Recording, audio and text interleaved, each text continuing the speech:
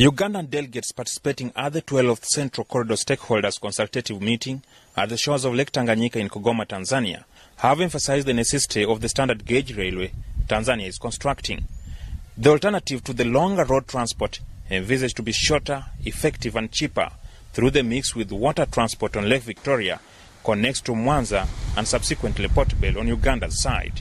The interest we have in this meeting is to look at the progress we have reached in connecting Uganda to the Dar es Salaam port.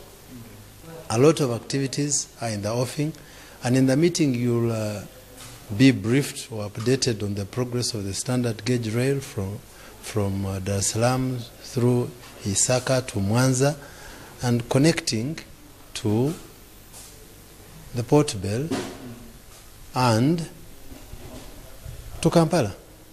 That route is very important for us because it will be using a multimodal system of rail and water, which is the cheapest of all.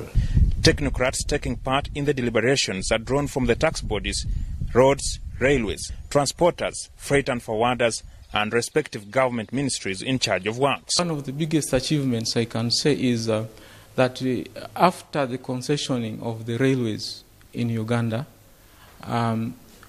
the private operator was not operating well on the southern corridor, and operations almost went to zero. Like the executive secretary said, traffic in terms of volume from 30% to 1%. That means that all the vessels which were on the lake became almost redundant. But that was reversed in 2017 when they opened the route of Port Bell Mwanza. So it's now open to the business community. The vessels are operating. Of the load toll is still a problem which we need to sit and discuss about the load toll. The load toll in the region, in the East Africa, is not harmonized. So we are expecting to be harmonized in order to get smooth operations in our tracks. Tanzania is securing funding for the railway project from the World Bank. We are a region that imports more than exports. Our trade balance is then negative. In the last 50-60 years, when you look at the focus, we have been putting a lot of resources in improving infrastructure that, facilitate imports. But now the continent, not only this region, not only the members of the corridor, the continent, the African continent, has come to a point whereby all countries need to position themselves in terms of industrialization.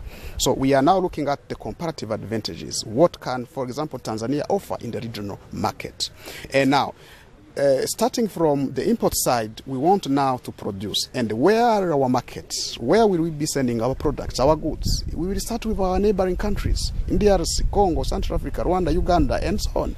Here where I am is a 65 hectares of land where Central Corridor is set to construct a dry port. This dry port is just adjacent to Lake Tanganyika and a railway station, making it a strategic point for doing business between Rwanda, Burundi, and the Democratic Republic of Congo.